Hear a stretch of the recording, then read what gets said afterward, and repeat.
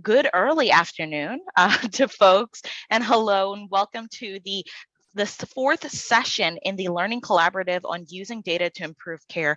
My name is Elizabeth Breidenbach. I'm a meeting and events specialist based in the Clinical Affairs Division here at MAC, and I'm pleased to bring you this event along with my division colleagues. Before we get started, let's review a few housekeeping announcements. First things first, you have joined this online event by acknowledging the recording disclaimer. This event is being recorded. Joining this session automatically consents you to this recording. If you feel uncomfortable or you do not want to be on this live recording, please exit the Zoom meeting at this time. Again, this event is being recorded. You do have the ability to, you should be able to hear my voice right now. You have the option of either using call-in audio or using your computer audio. Either one is completely fine. I always say that if you're in an area where Wi-Fi can be sometimes spotty, it is best to use the call-in feature on your screen. That way you can hear the entirety of today's meeting. You do have the ability to mute and unmute your line today. You also have the ability to share your video, and we'd love to see your faces.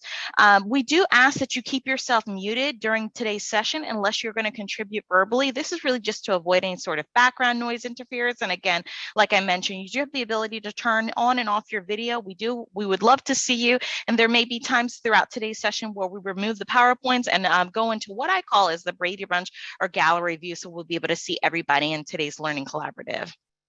Chat box is also open, located in the lower right-hand side of your computer screen, or it might be a banner at the top of your screen that you need to take your cursor and hover into that. Simply type your comments, questions, or concerns into that box at any time. Maybe you might want to use it today just as a little warm-up for our last session today, and let us know where are you working from today? Are you in the office? Are you working from home? Let us know where you're at today. We'd love to hear and see where people are from right now. Friendly reminders that today's event is being recorded. Make sure you keep your audio line muted. Chat box is open and ready for your comments, questions, or concerns. And if there's any sort of questions that we cannot answer in the time allotted, we'll make an attempt after the event is been completed. At this time, I'm going to turn things over to my colleagues, and we're going to get started into our presentation. Feel free to take it away, guys. Thanks so much, Liz. I encourage everyone to go ahead during this presentation to use the chat to make comments, ask questions. Feel free also when you're asking a question or answering one during the discussion to turn on your camera and join us.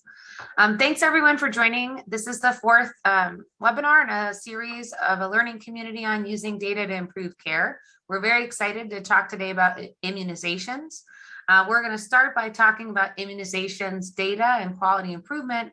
Then we'll have a presentation from our colleagues at ARA, the American Immunization Registry Association, on IIS systems and interoperability of immunization data.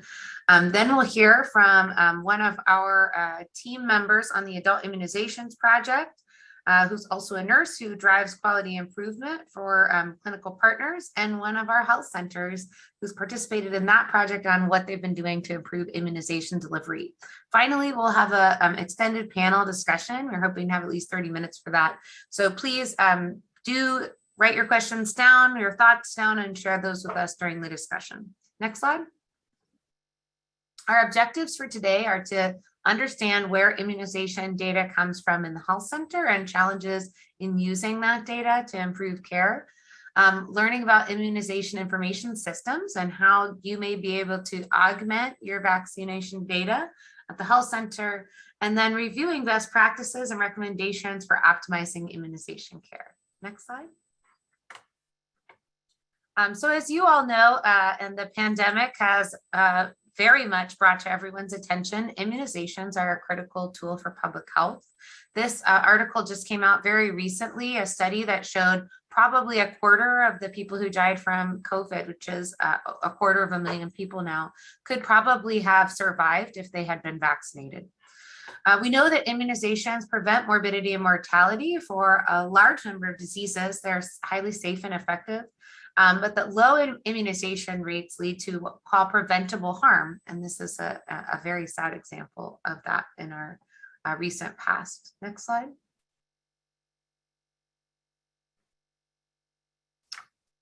So immunizations are also a core part of primary care. So I'm sure pretty much every health center has a pretty strong focus on immunizations as a component of preventive medicine. We recommend that USPTF and CDC guidelines should be core to those activities. The graphic here is actually from the CDC. It's a really nice one. I would encourage you to share it with patients also, because it shows the immunization protocol for kids from birth through age 6.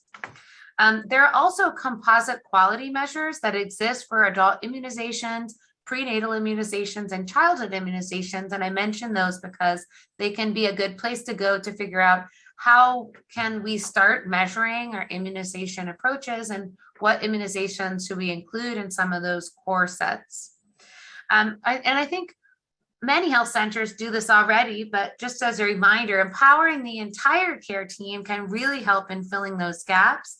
Just expecting the clinician to be the one who asks about vaccinations at every visit, that sets up those vaccinations, is a much less effective tool. At my health center, I'm a primary care doc. Many of our MAs are actually the ones who start the conversation about vaccinations, and they already take it all the way to, we'll do a vaccine today, this is the one they're missing. So that's really helpful to me. Next slide. We've done a lot of vaccination work during the pandemic, and this is some of what we learned from our health center partners. You'll see, I believe this is an Alliance Chicago graphic that we are sharing with permission. They have actually some checklists that they use internally to help support the work that they need for both the point of care and also for sort of the back end where they do reporting and analytics on vaccinations. We know that basically almost all health center sites provide vaccinations, and some of you also go out in the community and do vaccination activities. Data definitions are a big problem, and I'm sure you're going to hear about that from our partners today because they're not always aligned. So learning what the different definitions are and actually alerting these folks to where misalignments occur can be very useful in helping to address those challenges. You can also reach out to NAC if you find misalignments, because we're happy to advocate on your behalf. Sometimes vaccines can be in short supply, which is a big challenge for providing care and figuring out who gets what vaccines. And health centers in the past have been able to get vaccines through different sources. So that can add administrative burden that doesn't necessarily add a lot to the process of giving those. And scheduling systems we know are also a challenge in terms of getting the patients in the door, not having a vaccine clinic where there's no one, and then a vaccine clinic when there's overbookings. Next slide. And finally, these are some of the lessons we learned from COVID-19 about challenges with vaccination data. So many health centers have a homegrown approach to documenting vaccinations. And a lot of health centers provide vaccinations to people who aren't really their UDS patients. And so there's a challenge in how do we document the patient information? How do we register them if they're not going to really stay with the health center? How do we make sure we're not counting folks who got a vaccination at a community clinic in our UDS metrics? And how do we sort of differentiate those two sets of patients? I'll call them limited service patients, the ones who aren't really the health center patients. In fact, data quality is even a bigger problem when you go out of the health center and provide services to people who aren't your patients. And then we know that IIS systems don't often give you automatically the information you want to know about your patients. And we're going to hear about how ERA is really leading the way in resolving that. So I will go to the next slide and pass it off to Damon. Go ahead and introduce yourself, Damon. Okay, great. Well, thank you very much for inviting me. I really appreciate it. It's good to talk to people out in the field. I'm Damon Ferlazzo. I am a business analyst with the American Immunization Registry Association. I work on the Immunization Integration Program. So I will speak with you today. There's a lot I want to try to pack in here about our association, Immunization Information Systems, and data quality, plus data modernization. So I will be speaking quickly. I'm happy to answer questions if there's time provided for that. All right, can we go to the next slide? Okay, so you're probably wondering, why am I speaking with you? What is ERA? things like that. So I work for a member-based organization, the American Immunization Registry Association, or AIRA for short, and we support Immunization Information Systems, or IIS, and we serve as a representative association of the IIS community. We work on behalf of the IIS on a variety of areas, and we are formed as an independent organization to bring together the Immunization Registry, or IIS community, and we provide ways for the IIS community and other partners to work together to develop standards, best practices, strategies, and provide education. Go to the next slide. Great. So IIS operate in all 50 states and 13 areas, other areas within the United States. And you may be wondering, why isn't there a national IIS? Well, in 1993, Congress rejected the National Iis Provision in the Comprehensive Child Health Immunization Act. As introduced, it would have created a national immunization registry. As you can imagine, as it probably would, as it did then and probably would now, it got derailed amid a firestorm of political protest about privacy and national tracking of people. So since then, IIS have really been a function of state and local entities. And also IIS have always been a public-private partnership. All of the data that comes into the IIS, most of that is really coming from private entities. So IIS rely upon partnership with private entities.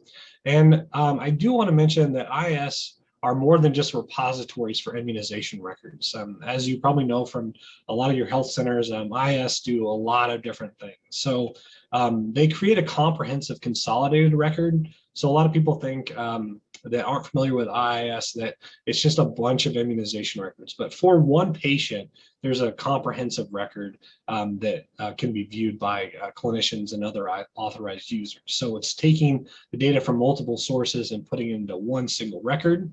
Also, Immunization Information Systems help with clinical support and forecasting.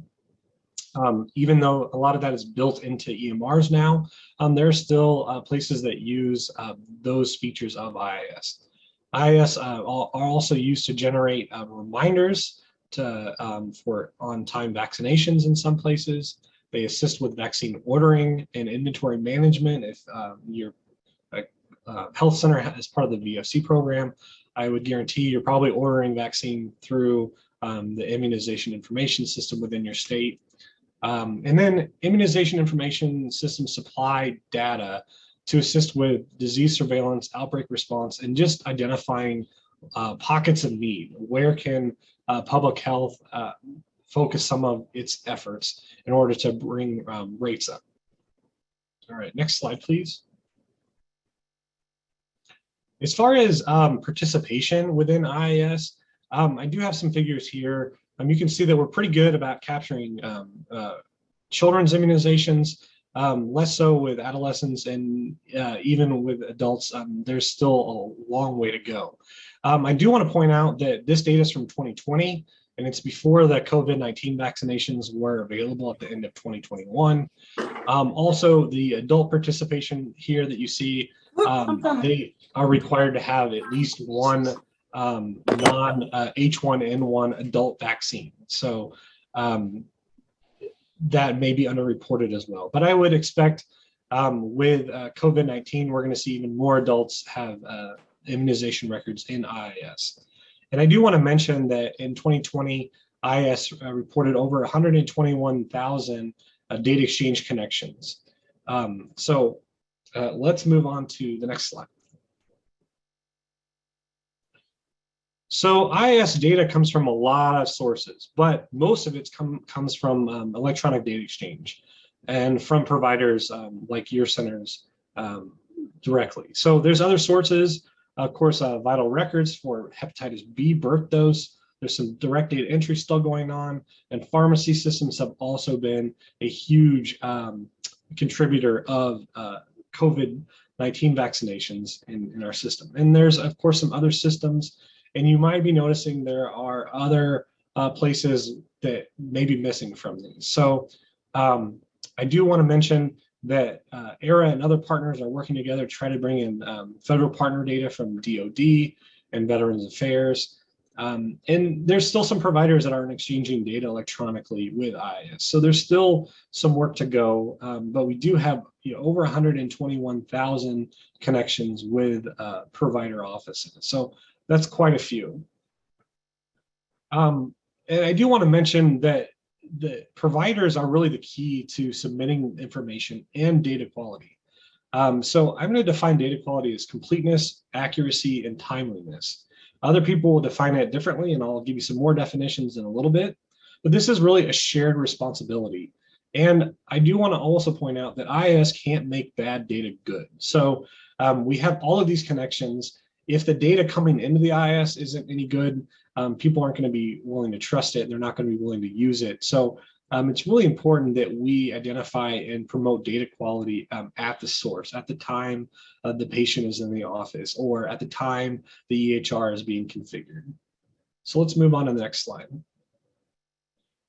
As I mentioned, the majority of immunization records into immunization information systems are coming in electronically. So that is related to interoperability. And because there's such a broad variety of sources, increasing this demand through electronic exchange channels, interoperability is essential to data quality.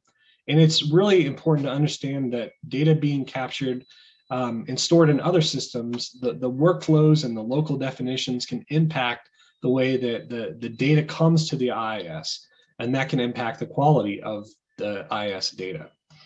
So because interoperability is out there, data quality is really a shared responsibility, as I mentioned before, between IIS and those submitting the data. It's not one or the other, it's really both. It's a shared partnership. Let's move to the next slide.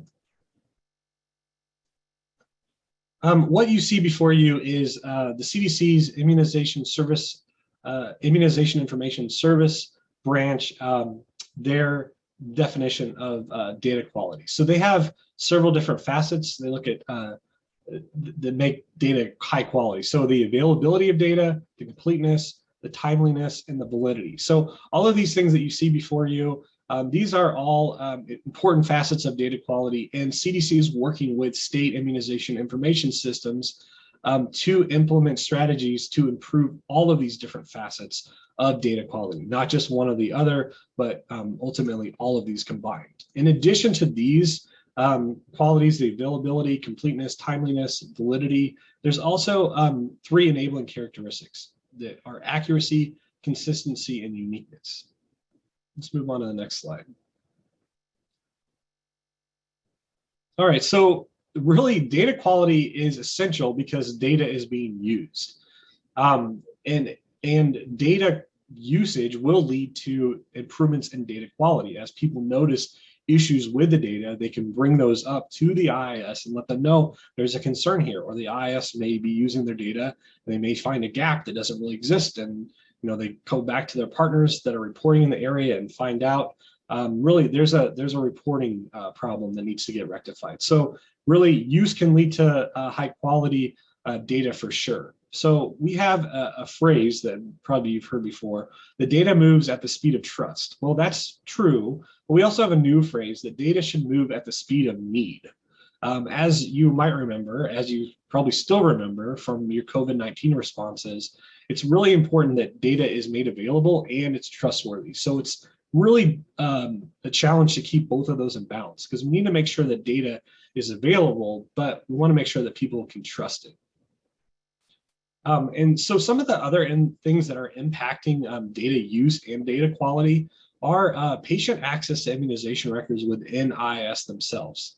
I think that has brought to light a lot of data quality concerns. As patients see their own immunization records, they may see that maybe they're not documented fully correctly. So reach out to the IIS or reach out to their provider and say, hey, the credential that I downloaded so that I can access, so I can travel, so I can go to a concert, that's not really correct. Maybe the date is off here or there, or the lot number, or the vaccine manufacturer. So patients are accessing their own immunization records within the EMR and within the IIS, and that's bringing to light a lot of data quality issues.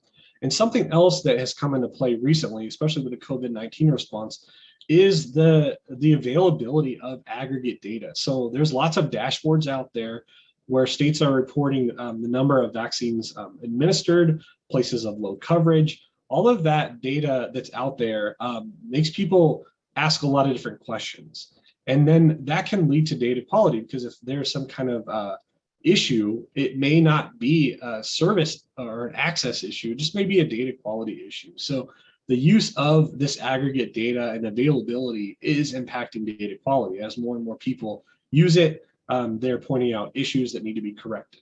And then we're able to do root cause analysis. All right. There's so much that I would love to share with you.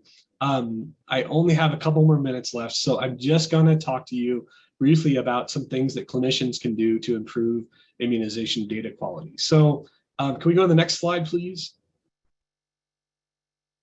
Great. So definitely use the Iis data that's available to you. And know your reporting failure rates, or your data quality report cards, just like you would your immunization rates. You need to ask questions. So communicate with your EHR vendor, with your IT departments, with your Iis programs. Make sure that you're on the same page. Look at those data quality reports that are generated by the Iis, by your IT. If you don't have data quality reports, ask someone to create them. You can implement different strategies. You can participate in the IIP collaborative, and you can use an IIP recognized EHR that looks at more than just data reporting. It also looks at workflow. So there's a ton of other stuff I would love to talk to you about, but I think my time is up. So I do want to mention that there's a data modernization initiative that's going on, where I think Congress has appropriated $1 billion+ to spend over the next 5 years to really improve public health data quality. So thanks so much for inviting me to your session today.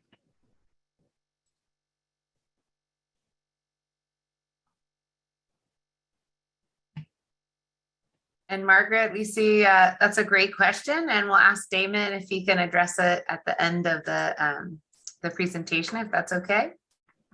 Unless, Damon, do you want to say what a data quality report would look like? Let's tackle that at the end. Maybe I can share. Okay, great. I agree, and we can bring back these slides if necessary. So Liz, go ahead to the next presentation. I think we'll be hearing from Jennifer Dumont. And Damon, we'll be sharing these slides after the presentation, right? Hi, I'm Jennifer Dumont. I'm the data manager here at NAC, and I'm going to kind of expand on a few of the things that Damon introduced and laid the groundwork for really well, and talk about how we're using dashboards to track immunizations and look at data quality. So Liz, if you go to the next slide. So dashboards are really key to track immunizations. It's one of the tools that we have available as we address immunization needs.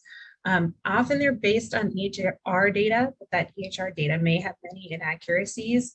And I'll get into some of the reasons for that.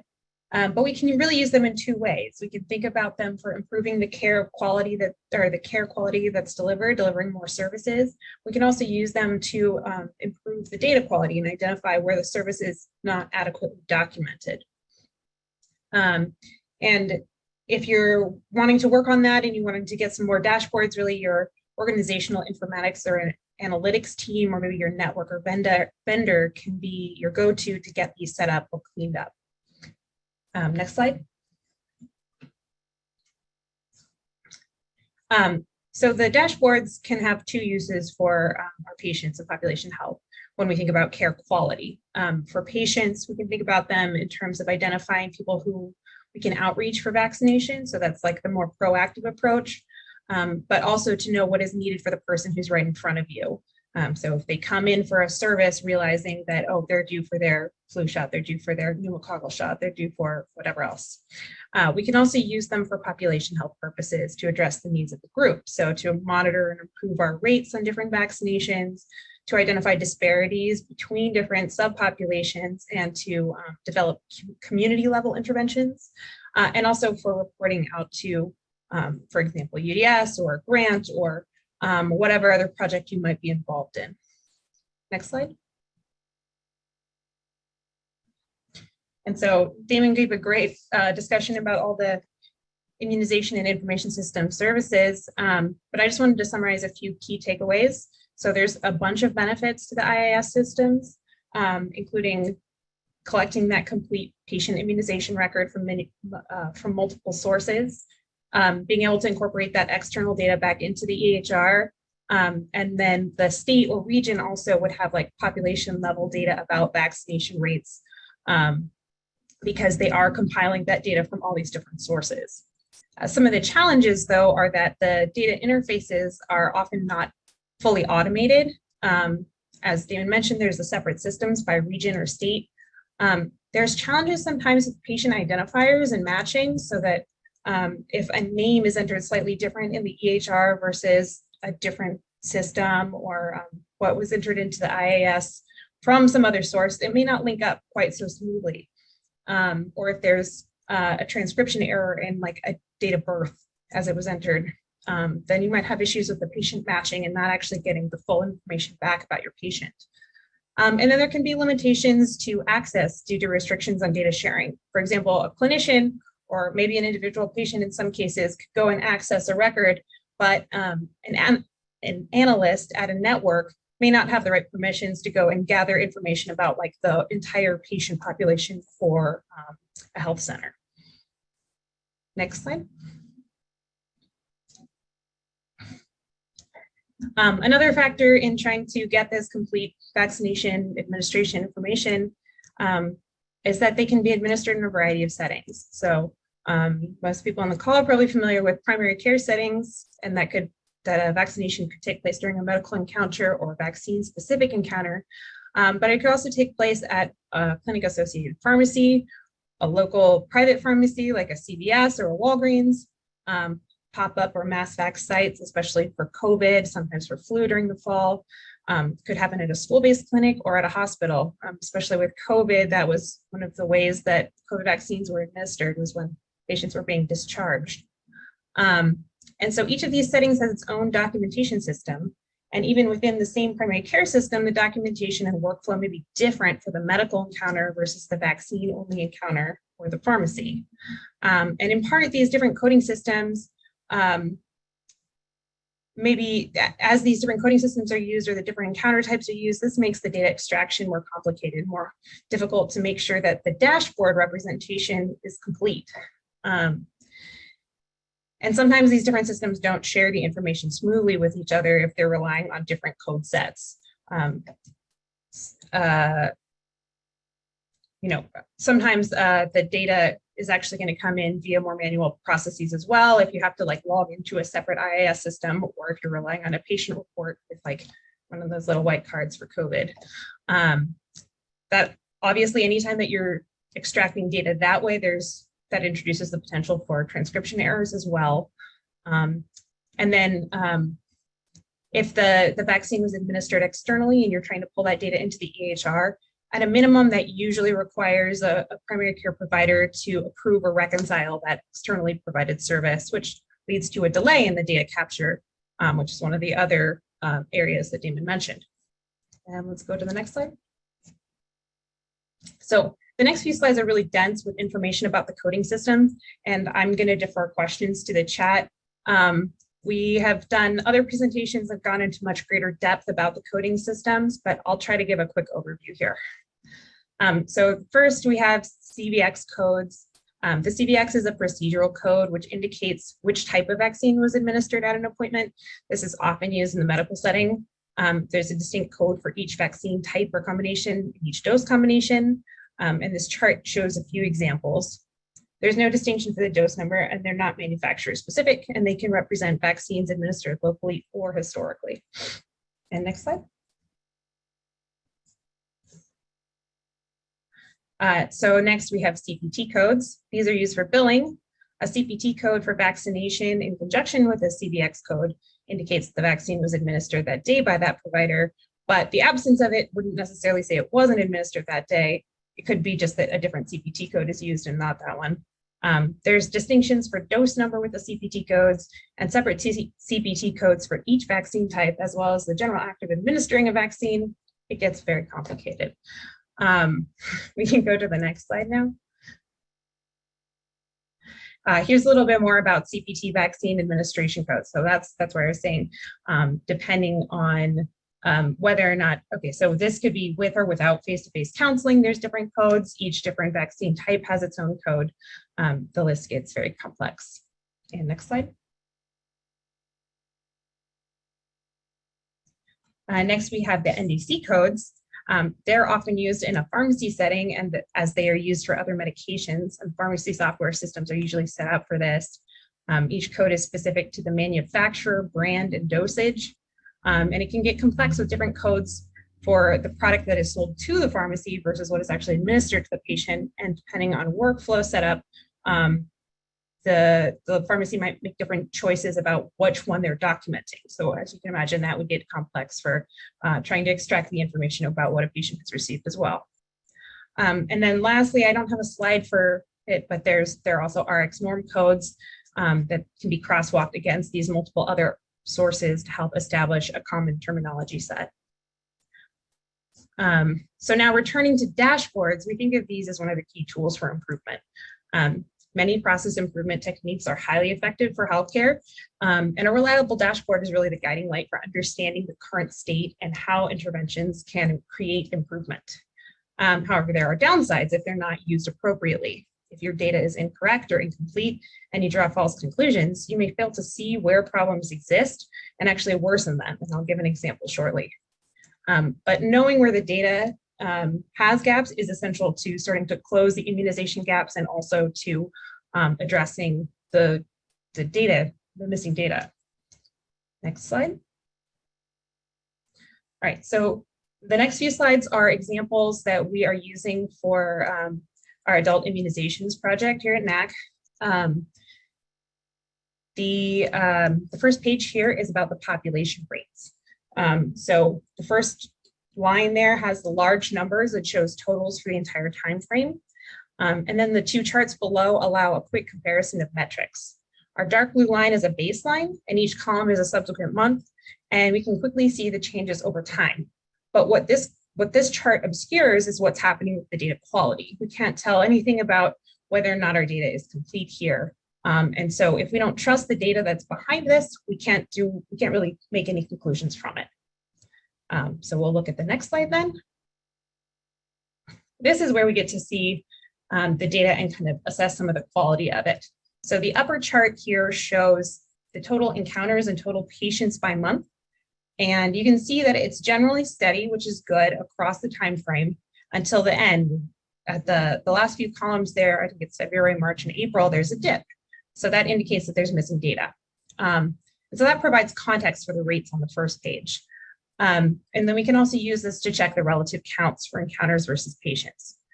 Generally, we expect there to be more than one encounter on average per patient in a given month, but probably not more than two. So we can kind of benchmark those columns against each other and see what's going on. And we would expect that ratio to be relatively steady across time. Even as like the total number of encounters changes, probably the ratio is not going to change too much. Then our lower chart here looks at the total number of vaccinations that have been administered. Do we see the seasonality or other time-dependent trends that we expect?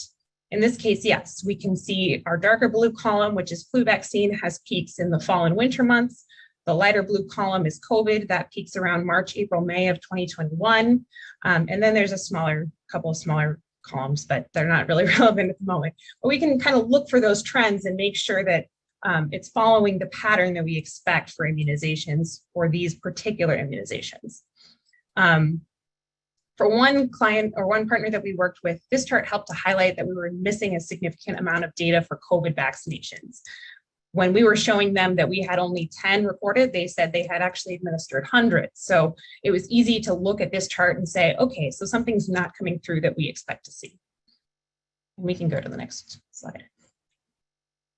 Oh, skipped one, go back. Okay, so then next we have a dashboard for demographics. This is another quality check as well as a way to kind of understand the overall population.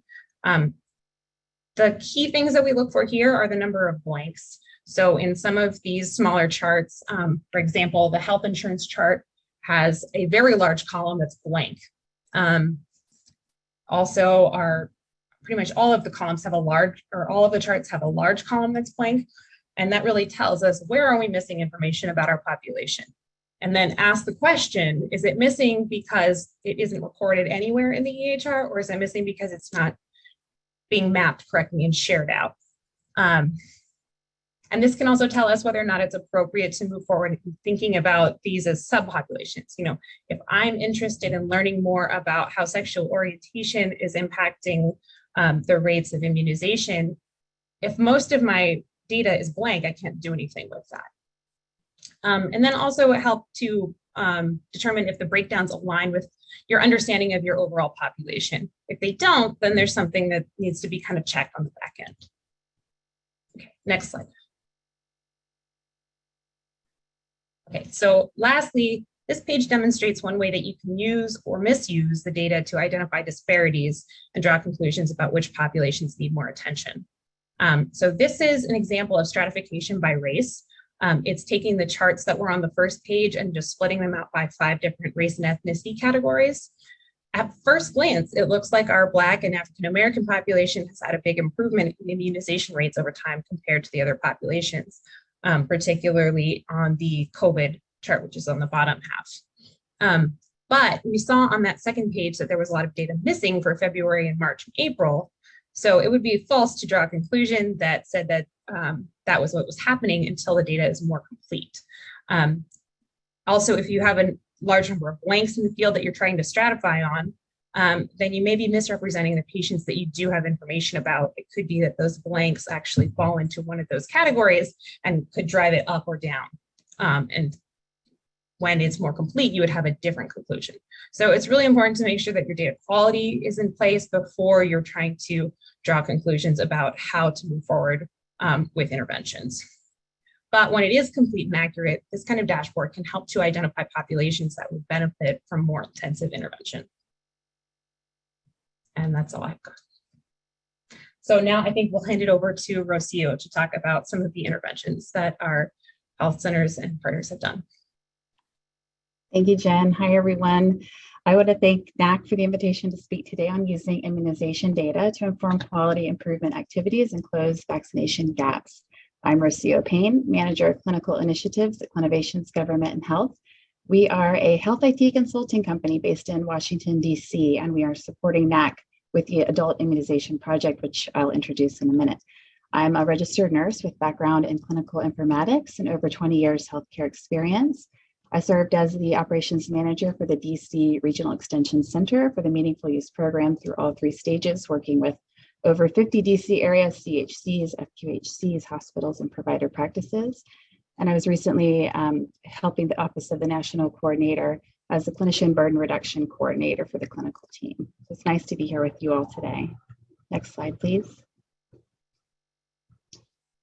The NAC Adult Immunization Learning Community has convened through funding from the CDC as part of its initiative to strengthen public health systems and services through national partnerships.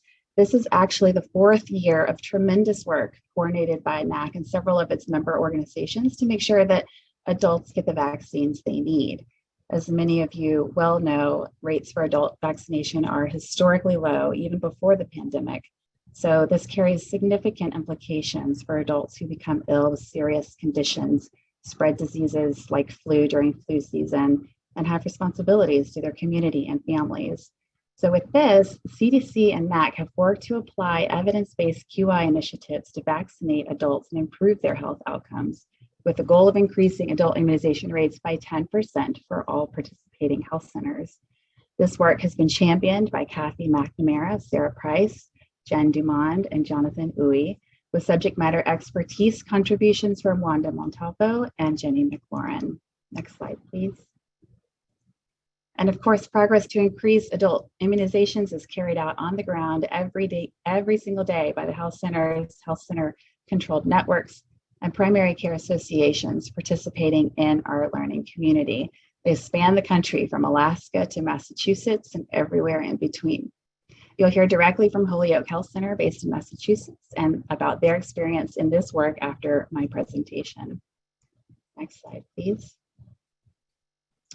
As mentioned, evidence-based QI is a central component to this work. There are two pillars that created a foundation for the learning community's approach. The first is the CDC's Community Preventive Services Task Force, which issues guidance on a number of areas, including adult immunizations. The task force uses a science-based approach to identify programs and policies that have been proven to be effective based on systemic literature reviews. This approach is important because, as we'll discuss later, it's a critical point. It's critical to point to the evidence behind specific immunization initiatives when engaging staff and patients in conversations about how and why to increase vaccine rates. Specifically, the task force has recommended these three strategies for adult immunizations: enhancing access to vaccine services, increasing community demand for vaccinations, and provider and system-based interventions. We'll talk more about the interventions that have emerged through these areas in a moment. The second pillar is the Department of Health and Human Services National Vaccine Advisory Committee. As many of you know, this committee puts forth standards for adult immunization practice that call for all healthcare professionals to ensure adult patients are fully immunized. These standards call for all providers to assess, recommend, administer, or refer their patients for immunizations and document immunizations. While the standards are intuitive, they do require detailed planning. For example, with assess, the standard emphasizes that patients are assessed at every encounter, which you all know can be really difficult. To make sure that assessment happens at every encounter, health centers can put in place protocols and policies that are actively and positively communicated to be supported by all providers. Recommend standard complements the first and requires the same level of institutional commitment to adult vaccination. That involves training staff to explain why vaccination is important. Administer dives deep into the logistics of ensuring the stock is available and procurement approaches are in place. And lastly, the document standard involves the people and processes to routinely document vaccines provided and pursue complete documentation through bidirectional exchange with the immunization registries. While there are many resources and frameworks available, these two foundations have helped provide a strong base for proven strategies for adult immunization based on practice standards. At the start of the learning community, we took these foundations and designed an intervention menu of sorts to work with each of the partners to select an intervention that fit their organization's priorities, mission, and resources. And we'll get into those next. Next slide, please. So this and the next couple slides present a high-level overview of the interventions that emerged from the strategies and standards on the prior slide. What we found is that even if the interventions are already in place at a given site, there's always an opportunity to give them a fresh look to see where there are opportunities to retrain or modify or enhance certain approaches and directions and expand those to new areas. Here, these activities relate to optimizing workflow using population health IT tools. We have one partner that uses a text blast mechanism to get patients to come in for the Shingrix vaccine. Most of our partners already had standing orders in place, but we have a few that implemented a new standing order for Shingrix. So that's an example where the intervention existed already, but they chose to expand. One of the HCCN partners in the learning community chose to focus on really getting their member data reports in a good enough shape so that they could share that with their members to conduct outreach for patients needing vaccines. Next slide, please. These activities fall under the education and strategy category. With the intensive team-based approach and training, we have one partner who is utilizing pharmacy technicians as immunizers. We have another partner who takes advantage of having pharmacy residents help them with the immunizations. So vaccine extenders can be a huge help. With proper training and pharmacist supervision, pharmacy technicians can participate in activities to support vaccinations, such as information gathering, screening, promotion, marketing, record keeping, procurement, you name it. We know that this is something that is state specific. Certain states allow trained pharmacy technicians to administer vaccines, and then many more jurisdictions are considering similar legislative changes. So make sure you check with your state's policies on that. It could be a huge help. Next slide, please. Some patient and community engagement activities are patient and family incentives and rewards, and home visits and mass community events. We have one partner that takes advantage of a buy local program used to encourage local residents or those planning a visit to think local and choose locally owned businesses when buying goods and services. So they give these vouchers to patients who come in and get immunized, and the community loves it. That's something that they've done for years. We have another partner who joined forces with community-based organizations to reach older adults at home, living in outlying areas with education and vaccinations. And that included some home visit vaccinations and also pop-up clinics at businesses so they could vaccinate their employees. Next slide, please. This slide attempts to synthesize a wealth of experience and insights amassed by NAC and the learning community participants, and we hope they are helpful to you as you consider your own approaches to increasing adult vaccinations. Use existing tools to pursue evidence-based approaches. There are so many existing resources and tools, including those in this presentation, so you don't have to start from scratch. Using a PDSA approach, plan, do, study, act, can help methodically approach adult immunization interventions from the start. Planning can apply to selecting a vaccine that is not widely administered but recommended by the CDC. Thinking through the incremental steps and necessary stakeholders, resources, logistics, and communication strategies needed to start or augment immunization initiatives. Do involves implementing the plan while evaluating or studying the results. Be sure that you think through the evaluation methods during the plan stage. And then the act stage lets you determine whether that approach worked. It's a nice cycle to really keep a short leash on your intervention and keep things going. Create institution-wide planning and implementation approaches. This is really about looking at the culture of quality improvement at your organization and considering how you are going to ensure that there's buy-in from all levels. It's really important. We've seen very effective teams that involve administrators, clinicians, informatics, and data teams, and pharmacists. The cross-discipline approach is really critical to have multiple perspectives represented. Identify subpopulations. As we started this work, we realized that it was important to be specific about the subpopulation or groups to target for increasing adult immunizations. The project initially said, let's increase rates by 10%. And then it was pointed out that 10% is a really hard target to hit. But if you select a subpopulation, you're probably going to have a higher success rate. So applying an intervention to your whole patient population risks spreading resources and plans too thin. You select a smaller group to focus on, it can really increase motivation and add specificity to your PDSA approach.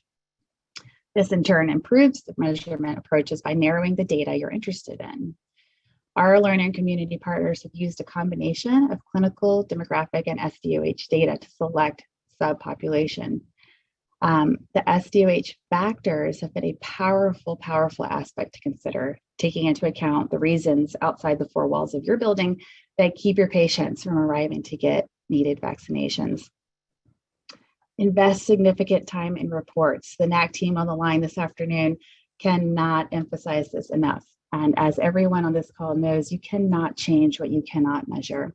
It's important to ensure workflows are in place to capture the structured data that is critical to understand who needs vaccines and who got them already. There are many tools available to get immunization reports. Some EHR tools are effective and user-friendly to generate immunization reports, but other EHR tools are very cumbersome and provide limited insights.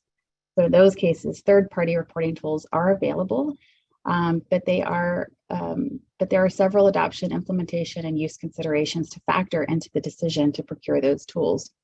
It's critical to understand where data gaps are in your systems, but also in the immunization information systems you draw information from.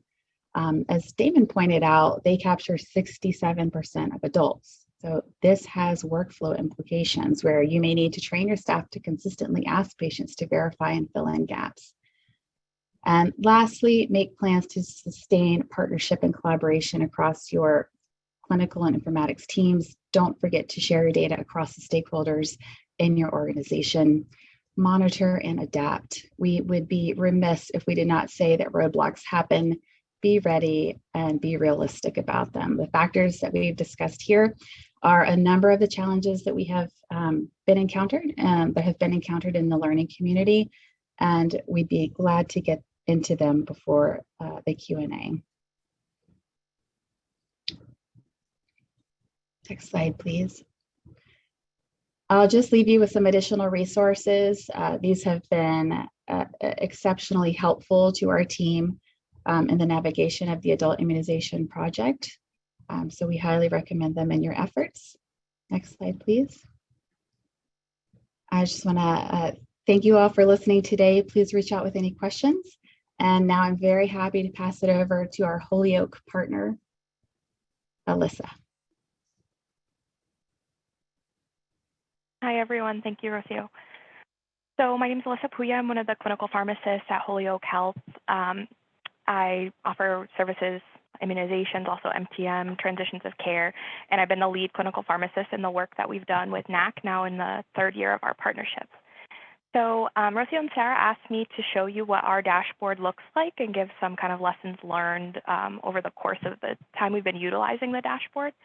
It's important to note that our health center has been offering vaccines via standing order since about 2018, so it just predated our partnership with NAC.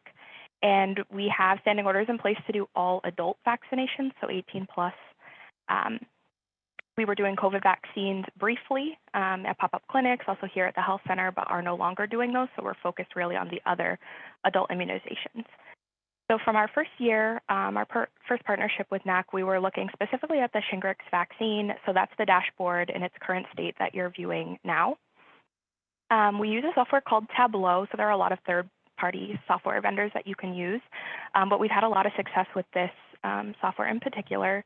We have across the organization hundreds of different dashboards that measure all sorts of quality metrics. I use a dashboard to vet patients for my blood pressure clinic and also track the progress of the patients enrolled, identify patients on high-risk combinations of medications, et cetera. So it's really customizable. We have a data analytics team here at the health center, which is important to note because those data analysts are the ones responsible for coding the dashboard and getting it to its final state. So we work really closely in partnership with our data analysts to make sure that the dashboard is functioning the way that we need it, right? Obviously, I'm in the clinical space and don't know how to do any coding in there in that coding computer software world, but may not understand the clinical implications the way that I do.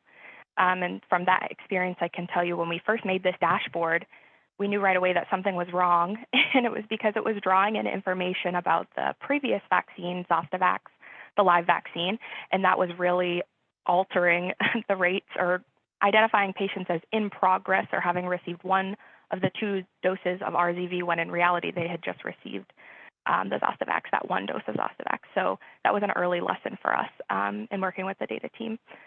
Some features that I wanted to point out that are beneficial, as you can see in the top left corner, that there are 2 tabs here.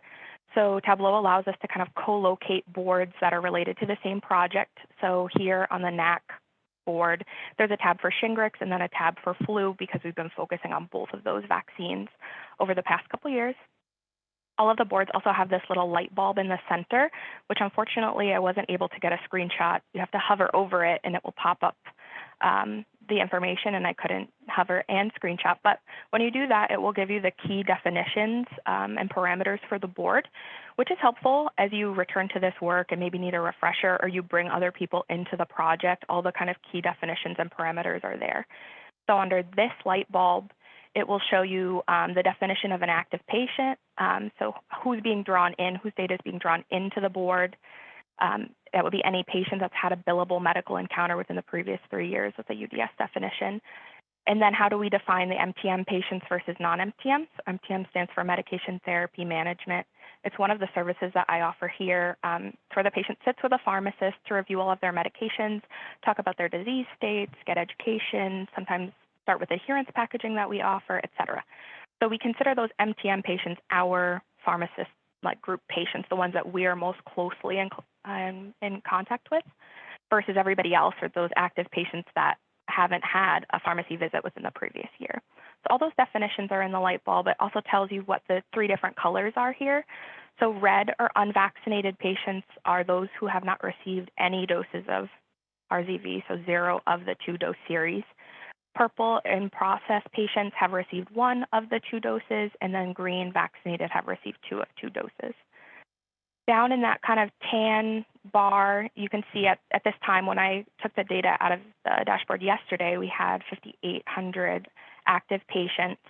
The to date I had set to yesterday, today. And then MTM, I was reviewing all of the patients, so all of my checkboxes are marked. And then status is set to all because I wanted the report below, which I had to truncate because it does include patient identifiers, to show me all of the patients.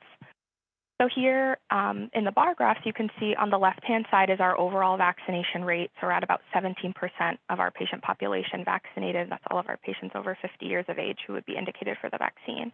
But then on the right-hand side, you can see the rate among the MTM, or those pharmacy group patients, is significantly higher at 38% as compared to the overall patient population. So for this year's work in particular, we decided to focus on our MTM patients. We really wanted to increase the vaccination rate there. And so we were working on that red bar right now of 120 unvaccinated MTM patients to try to get some of them in, provide the education and provide the vaccine and decrease that rate. It was just a much more manageable number than looking at the entire patient population, several thousand patients, which would be a lot to outreach, certainly. Along the bottom, you can see what information is recorded in the dashboard. So patient's MRN, their name, age, date of birth, some demographic information that is of interest to NAC. And over the years, as we've changed the project and their requirements have changed, we've worked with our data team to pull in different metrics or demographic information that we weren't pulling in before. The first date would be the date of the first dose of vaccine. Second date is the date of the second dose of vaccine. Refused date is if they are marked in the EHR as having refused the vaccine, it will pull that in for you so you can see that they've refused.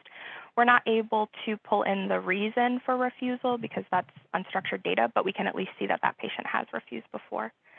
And then primary care provider was something we added to the dashboard last year, I believe, because we were interested in that information. We wanted to be able to filter by PCP to not only look at our 2 clinic sites, so our Chicopee location versus our Holyoke location, as the Chicopee location has their own clinical pharmacist and then the other clinical pharmacists are working out of the Holyoke location. So it helped us to divvy up our work, but we also used that information to determine which of our primary care providers had the best vaccination rate. And maybe we could go and talk to them and see what they're doing really well. Is it just a blanket offer to immunize in each of their visits, or what kind of strategies are they using? And then conversely, the PCP that might have the worst immunization rate, and maybe we could target some of our outreach to that patient rather than saying, okay, well, now we have to reach all 100 something of their unvaccinated patients. Maybe we could just have one conversation with the PCP and get them motivated to be talking about this vaccine with their patients, and in that way, increase the rate. And the workload would be more manageable for the pharmacy team as a result. Something early on that we decided we needed to pull into the dashboard was that primary phone number. We had everything we needed here to look at our rates, not only of the patients that were vaccinated, but also the unvaccinated patients. And we were looking for that information particularly because we wanted to do patient outreach. Early on, and the dashboard didn't have the phone number, so I could have a whole list of everything I needed, all these patients that were unvaccinated, but then I had to take the MRN, plug it into the EHR, and it was just a timely process, and it didn't need to be. So we asked the data team to pull the phone numbers into the dashboard so that I can do the outreach that I want to do without having to access the EHR, and that saves us a lot of time. And that DOA, or next date of appointment, was more pertinent before the pandemic because we might talk to this patient, say, Anna, we want to recommend this vaccine, provide good counseling, she's agreeable, and then we could say, oh, I see actually you're coming into the health center next week. Why don't we book you an appointment in pharmacy like immediately following your primary care visit, and that way you don't have to make an extra trip in.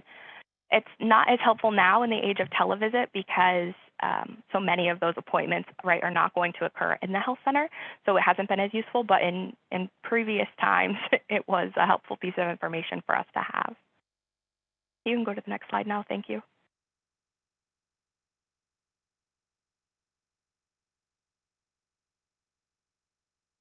So this is what the data looks like when we export it out of Tableau and into Excel.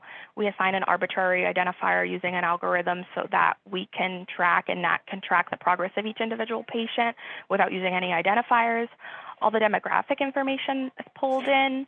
The language information is of interest in terms of demographics, but also because when we're going to do the outreach, it will determine kind of which pharmacist is going to be assigned to that patient, or if we're going to need to use the CHW as a translator.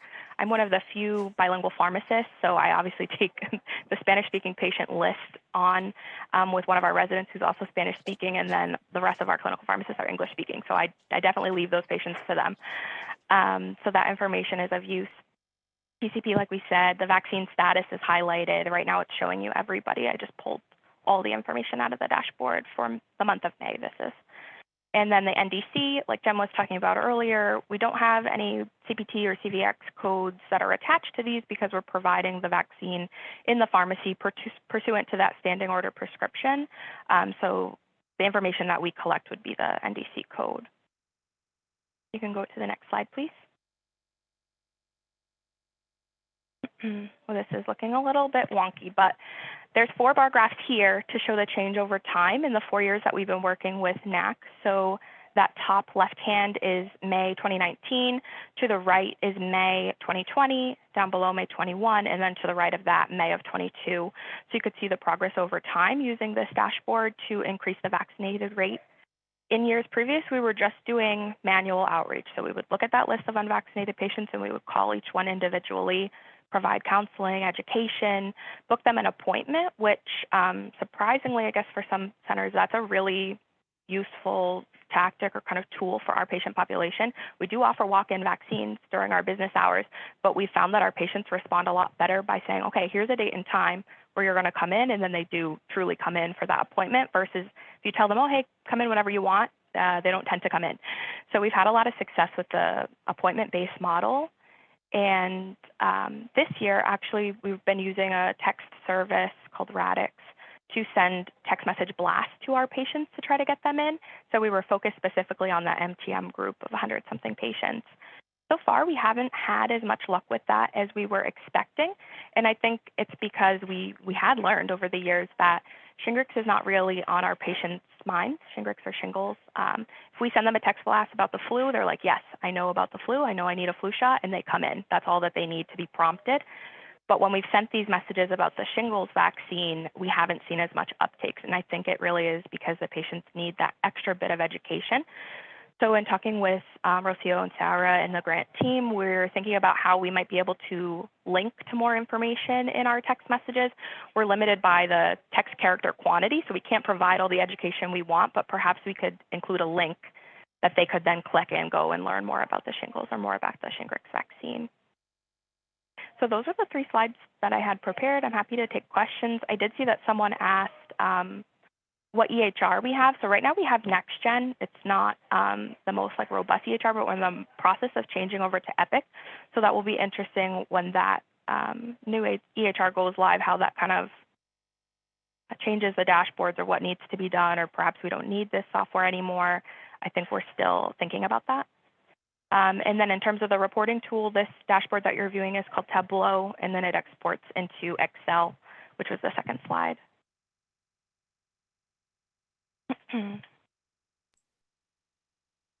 Okay, wow, those were some fantastic presentations. We're going to move now to questions and discussion. And I know that there were a number of great questions in the chat. Since I already called out the question for Damon, I say we could just start there, sort of at the top of the list. And Damon, do you want to tell us a little bit about what a data quality report on immunization data would look like? And actually, I think Jen, Rocio, and Alyssa, if you all can follow up, if you have different ideas or a different approach towards a quality report. Yeah, thanks. So I think one of the things that I do want to mention is that what's great about the dashboards that you saw, that's all internal data. It doesn't look at necessarily the IIS data. So the IIS data, when we talk about bidirectional, a lot of people are thinking about query response, but there's also submission acknowledgement. So every time an immunization gets submitted to the registry, a message comes back that says, I accepted this. or there's like a million things wrong with your record. So a lot of that stuff isn't really logged and presented to the end user. It's all on the back end. So these dashboard reports can be helpful if you're looking at that type of data back from the IIS. As far as what a good data quality report can look like, hopefully I can share my screen for a second. We worked with some folks in Connecticut and their immunization registry to put together a report that really, it kind of goes from very high level to very detailed. So you have information about the patient submitted and the doses. This health center is doing great because they didn't have any major problems that led to failure. But then after you kind of have the high level information about what was accepted, what was not, then you start to get into information that may be more technical. So this may require a discussion between the data folks and the clinical folks to kind of find out what's going on here. So in this report that I'm showing here, that was produced by Connecticut, they have no lot numbers submitted for about a sixth of their immunizations. So probably needs to be a communication. Maybe the clinician or the data entry person is not putting it in. Maybe there's something going on with the EHR configuration, but whatever reports that are out there, they should really go from very high level to detailed, because if you start your presentation to a user with information like this at the bottom, they're just going to get overwhelmed and shut down. So I think a lot of people almost want to know, like, what's my grade? So I think I've seen some great reports that just are very high level, 80% of your stuff's coming in, you got a B, 90% you got an A. So people kind of want to know at that high level. I did provide some links to other examples in the chat, so do take a look at that. Anyone else on the panel who'd like to respond to the data quality? Before I see we have a hand raised, we move to Shubha next. This is Rocio. I just would like to comment, the learning community partners had a data dictionary at the beginning of the project and specific definitions to help them with the data reports. One of our partners was able to, when they pulled the initial reports, the rates were really, really low. And looking further into that, they realized that they had a lot of patient encounters that really were not eligible for vaccines. So like telehealth encounters were included, they shouldn't have been included. They had a nurse coordination visit, which was not a nurse visit, but they just had to go in and really dig deep into, selecting the visit types. And so it really does take that, that investment of time into the data reports, like we said. But anyway, that partner is actually going through their reports and filtering out the unnecessary and ineligible visit types. And we're hoping to see those numbers shoot up once they send them in. Other comments from the panel? All right, I think that was a great response. Shubha, would you like to unmute and give us your question live? Thank you so much, Julia. I want this question this question is to Elisa. And as I was really liking her I liked all of them, sorry, but I liked the Tableau part of pulling the data. And I have a few questions on that. Is that this Tableau, is it taking it from, like, do you have an inbuilt in-house Tableau somebody's doing, or do you have a reporting agency who is doing this for you? And where is this data coming from? Is this a live data? And the other question that I had was about your Excel, because I'm kind of the same type of person who likes to do things on Excel, but I do get questions from the members asking that, well, this is only one directional and it's not bi-directional. So whatever we work on that Excel doesn't go back to the EHR. So those are my two questions. I hope I'm just clear. Yeah. So the information in the Tableau is interfacing with our EHR, which is NextGen.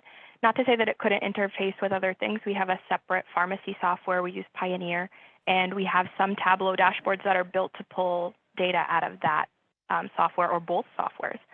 But the one that you are viewing is specific to the EHR.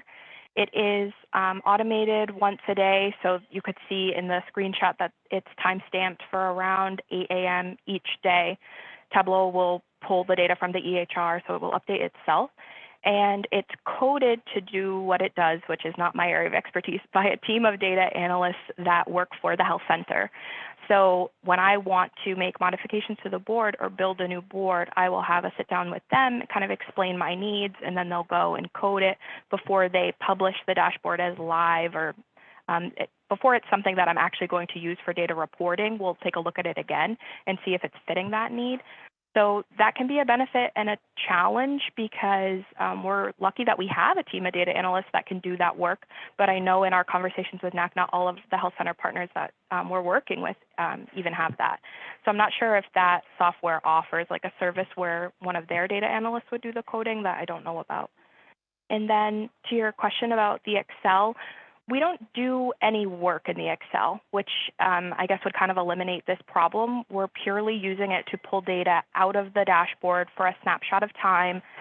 For this work, we're submitting it to Jen and the other partners so that they can take a look at it for the purposes of the grant. But we're not documenting anything or going in and changing anything in the Excel. So for that reason, I guess it serves us okay, but I can see why you might have issues with that in your work. Thank you so much. So it's basically you're not doing an outreach based on your Excel. No, we do the outreach right in the dashboard. The only downfall to that is we can't make any sort of notes in there. So I suppose we might print down an Excel list of a couple patients, especially for the Spanish-speaking pharmacist, myself and the resident, because there's so many. So we can kind of divvy up that work. And then if we wanted to make notes about we spoke to them, they declined, we left a voicemail, et cetera, we would have to do that outside of the dashboard. Okay. And yeah, this question, please feel free to say no, but is it possible to, by any chance, to meet with your data team to understand like how they are pulling up this Tableau information? I could put in a request to them and see if they would be willing. They're a small but mighty team of 3 data analysts, so I have to see what they say. Yeah, and Shuba, you can send that request to myself and Jennifer, and we can work with the Rocio and her team to figure out what the best support would be for setting up Tableau dashboards. I imagine actually that that's something that would be of interest to a lot of people. So it may make sense for us to actually convene like a formal session on that with people from a number of organizations that have that expertise. Thank you so much, Julia. I'll send you my contact details as well as the request. Yeah, that's actually a great idea. I was thinking, you know, this is the last session in this series. What should we do next? So that's a great one. Thank you.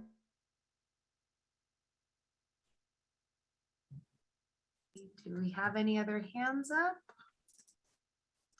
I don't see any. So one thing I'll also encourage you all to do is, you know, just share what you do at your site. Are you doing anything that is different than what you heard about?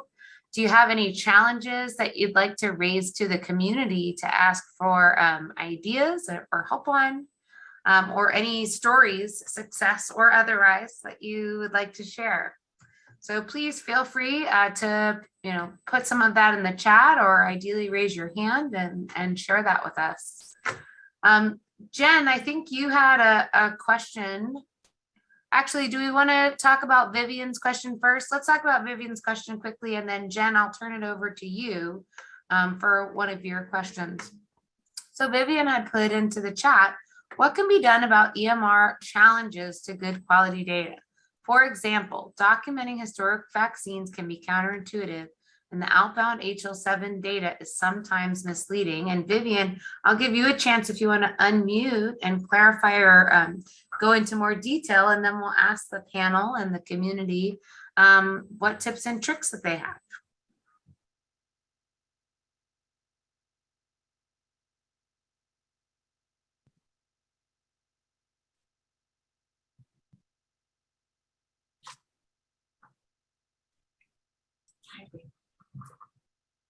And if Vivian is not able to unmute, we can just put the general question to the group. I think this is probably relevant to everyone. What can be done about EMR challenges to good quality immunization data? I'm going, I guess, home for you.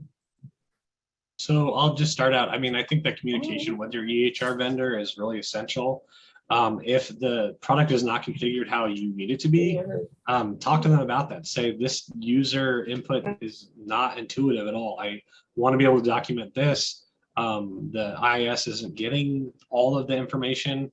I know that sometimes, custom configurations can add to the cost of EHR, but they may be looking for those enhancements for people. So I would just ask, could you do this in your future build? And they may say yes.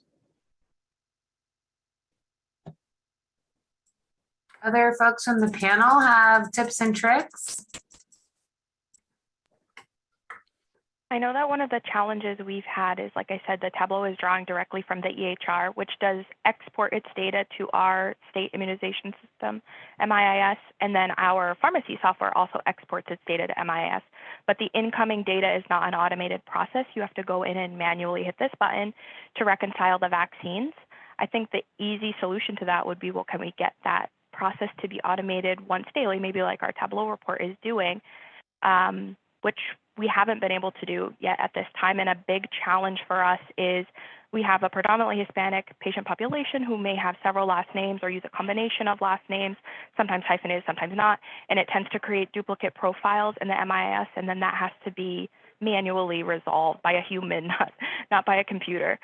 So even if we had that automated integration, I'm not sure it would solve a lot of our problems. And so our kind of workaround in the time being is incorporating that manual process, manually hitting that button into kind of as many workflows as we can so that we're sure that we're doing that on a regular basis. So it's a part of all of our pharmacy visits. Anytime we're going to see a patient, we hit that button. It's part of the MA workflow anytime a patient's checked in.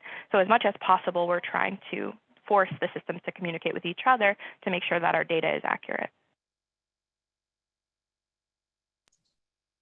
Alyssa, can I follow up on that? So if I'm understanding correctly, it's also, you're not getting information about a patient unless you specifically request it, right? You have to like kind of initiate the query. Yeah. Yeah, so Alyssa, can I address that concern? Lots of people have this same use case where they want to get all of the data for all their patients without having to click on each and every one of them. And so that issue is being tackled in two areas right now. One, on our immunization integration program, I know Julia is on our work group for bulk query, where we're kind of developing best practices and looking at the use cases for how do you request all of your patient population at once, getting all their immunizations without overwhelming the IIS, because they want to be able to still report back through queries, and they still want to be able to accept. And the other initiative that is related to this is a data modernization initiative that is being sponsored by CDC and ONC for Helios to really look at leveraging FHIR in public health situations. So one of the use cases there is also bulk queries. So I think that group will move quickly to develop some solutions that hopefully people can implement so that it's easy for registries to accept that and for EMRs to configure that, because that is a definite use case that a lot of people have been asking for a really long time. So hopefully we'll have something that will benefit the whole community. Yeah, and if I can jump in for just a second, I'll give a couple stories. So I actually was at the ERA presentation at the HIMSS meeting, and the vendor for our health center happened to be there in the audience. And we got into a conversation, and I said, oh, my medical assistant has to look up all of the IIS, information separately. And she said, well, actually, we already have a feed set up in your state, and it just needs to be turned on. So to Damon's point about reaching out to your vendor and or your network, whoever's hosting your EMR, probably both, and probably your PCA, since they work with the immunization registry, go ahead and do that, because you can really optimize things with very little effort. Also, we had a partner in our immunizations project who discovered that there were already some pre-configured dashboards on immunizations available to them in their hosted product. Again, it was a matter of configuring those and turning them on. So, you don't necessarily have to do a lot of legwork yourself to get access to some of the things that we're talking about. So going and working with your partners to making sure that you're using everything that's already available is the sort of low-hanging fruit in doing some quality improvement. Once you see what's available, you may be able to drive more quality improvement clinical activities off of those tools. Were there other comments on the data quality question from the panel? I'm sure, Rocio, you have lots of knowledge and information on that topic, but we can move to the next one. Well, I would just add, it is important to understand the data gaps and lags from external data sources. So you really have to dig deep and understand how often that data flows to the IIS systems, for example. And I would say it's also important for staff to be aware of where the back-end technology processes have limitations so they know to address those gaps with patients.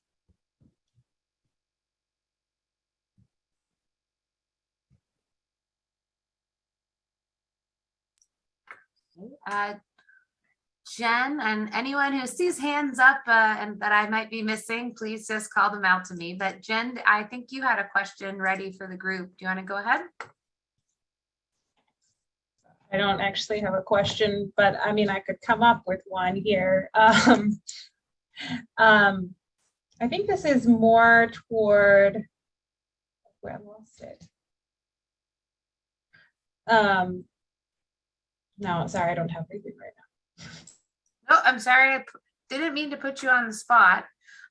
Can we get anyone from the audience to tell us about how they use dashboards or how they use any other tools to help support immunization work?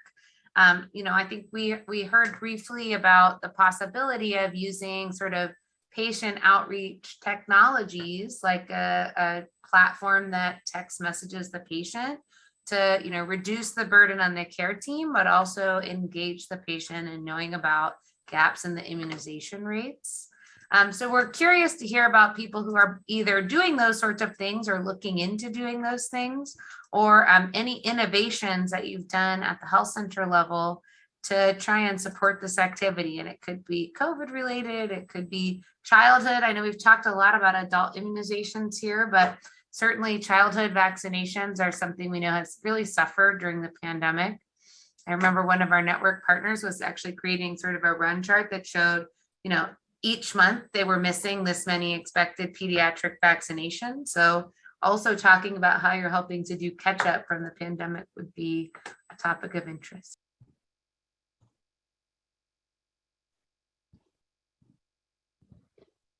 Julia, I'll also add, our latest learning community session was also on third-party reporting tools.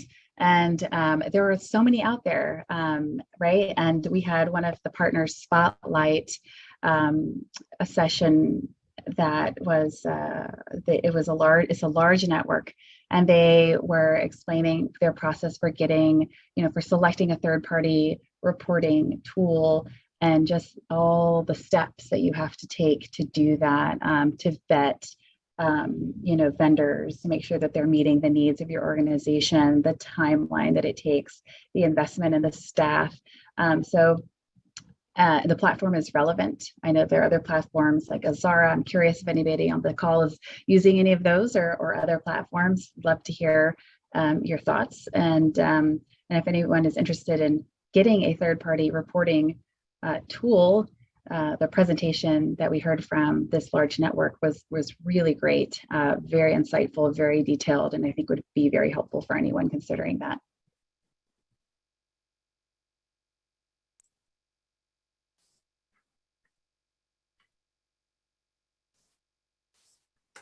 Yeah, I know some of our partners also use, I believe, Health Catalyst. So there's a lot of tools out there, and it may be that another beneficial sort of follow-up to this is actually to set up some third-party or population health tool specific follow-up activities, because I imagine those of us using Relevant might be jealous of the offer to do a Tableau follow-up, and the same for Azara and Health Catalyst. I'll also say, you know, in talking to our EMR vendor recently, that they mentioned that they have sort of audits that they'll do for health center customers at no cost. They'll do audits both sort of on the billing analysis side, but also on the clinical side. So if you're wondering about your data quality and how to analyze that, again, reaching out to your vendor, to your network is a good first step, because they may already have some services they offer you. And again, as I said, this vendor said that service is no cost to their customers. And I know several other EMR vendors do something that's similar. So I would strongly encourage folks to reach out to those partners as well as to NAC. We're really interested in hearing the stories from you, the challenges that you're facing. There are resources or activities that we could put together to try and sort of take the next step with that. And one of the things that we've been thinking about at NAC is engaging a sort of a vendor work group and trying to encourage them to offer more services that health centers say are really needed. And so if you all raise your voice and let NAC know, you know, our social determinants of health data is not very usable, or we lose a lot of information in the record because there's too much free text entry, you know, tell us what those things are and we'll try and help you to jump on that. Yeah, Priscilla, Alyssa is the team that's doing that. So if anyone wants to reach out to us at NAC, we are looking into putting together some of these sort of resources for all of you. And I'll mention also, we do have user groups for, I think, almost all of the EHR vendors. So we can also set up a specific EHR user group session on these topics as well. I'm pretty sure that the next gen folks would be happy to talk about, you know, third-party data analysis and specifically help you with the immunizations. Yeah, I see, of course, those of you who are on different pop health tools, it's an equal playing field for everyone. So just let us know. Yeah, the Epic user group just actually launched. So we're excited to, you know, be able to support all these activities. So seeing that we're basically at time and knowing that everyone has quite a lot of other activities to get to, I think I just want to stop and thank our panel again one more time. Those were really amazing presentations and sort of run the whole gamut of data from the public health level all the way down to the ground. So please send us an email. You can email actually informatics@NAC. Or you can email me. I'm putting my email in the chat here a couple times. And we'll follow up by connecting you to the user group or to presentations on specific third-party vendors, or just to help try and address some of your challenges.